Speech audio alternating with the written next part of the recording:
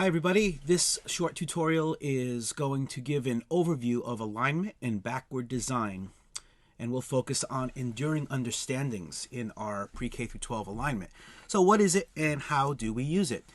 So just a quick review that curriculum used to look a lot like this, a scope and sequence. And I have a clip here of a typical scope and sequence.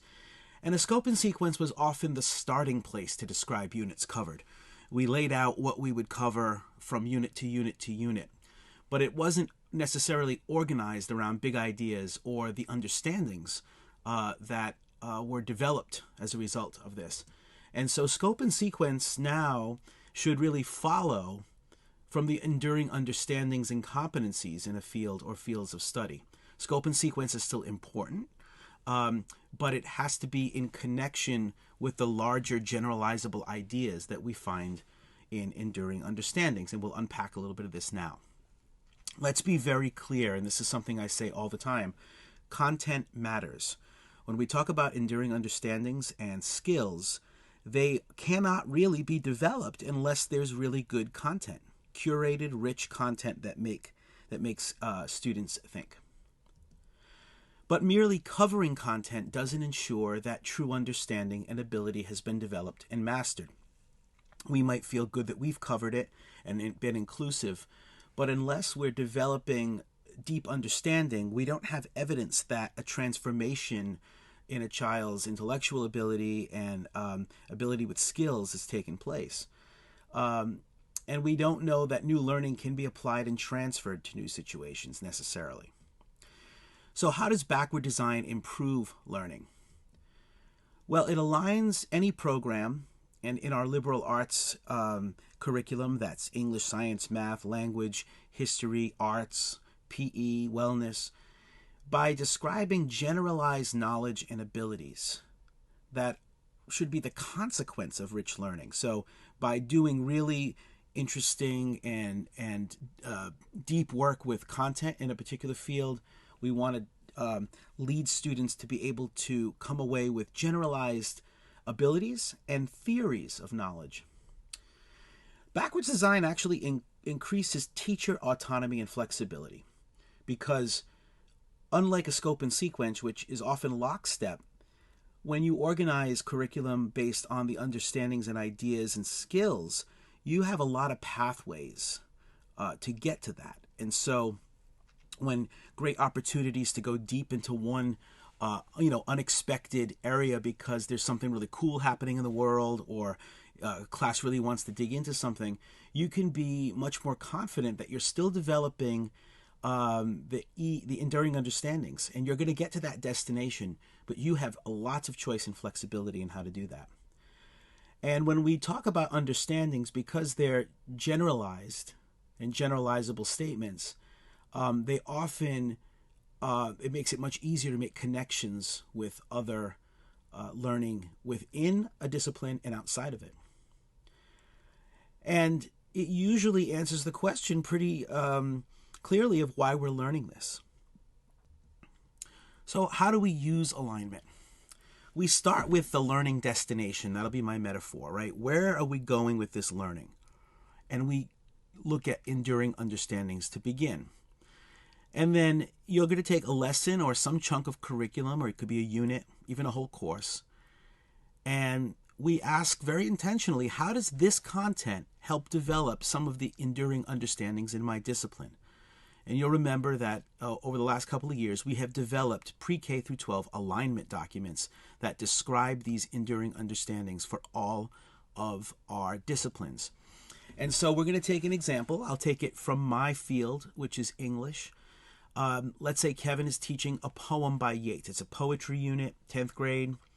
Why am I doing this? So the first thing I would do is check the alignment that we all created as a faculty. This is where we described what we believe was the core of our discipline.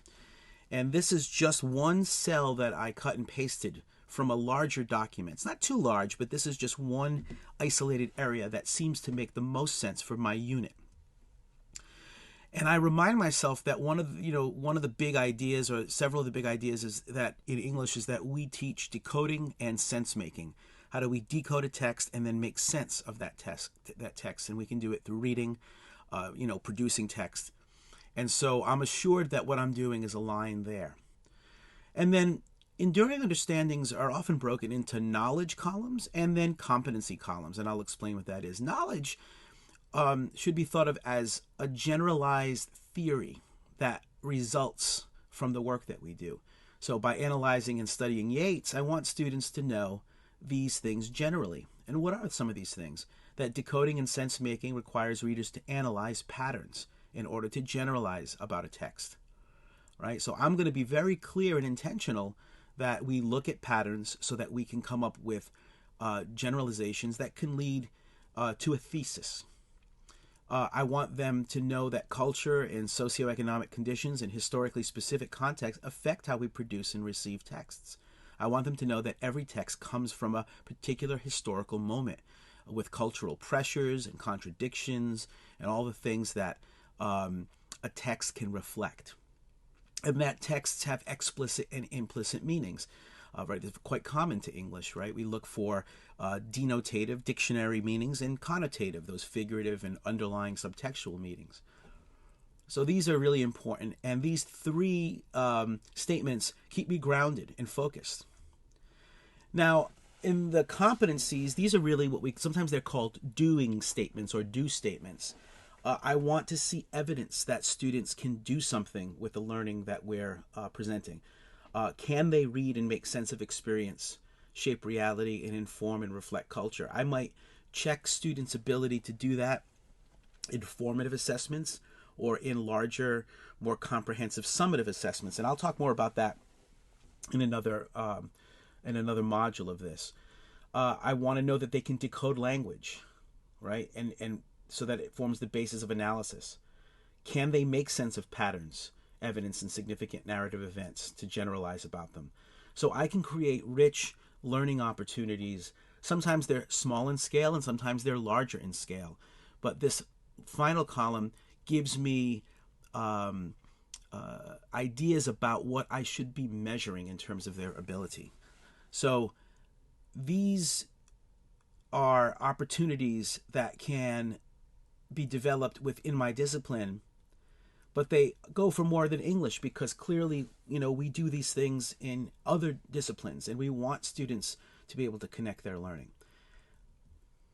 And then finally, and I'll talk more about this in a separate module, essential questions are these great fueling questions that help to prompt learning. We can return to them, and I'll talk much more about this another time. But this little alignment document has so much value for us when we're building our curriculum and our courses. And so now it's your turn. We're going to pause the video here after this, and I'm going to ask you to take a chunk of curriculum, and you're either working individually or with teams, departments, and you're going to consult our pre-K through 12 alignment documents, and there are links that you can follow. And then use the lesson planning document, and that's also in a link, to begin aligning a unit or lesson. And there are different fields within this planning document. And this is where you'll pull some of the EUs to start thinking about what you want students to know and be able to do. In the beginning, like all learning, this can feel effortful and lengthy. But in a short amount of time, I think you'll find this to be quite intuitive, and you won't need to be consulting this quite as much or at all. So we're going to focus on these two cells, and I want to just thank you for your attention.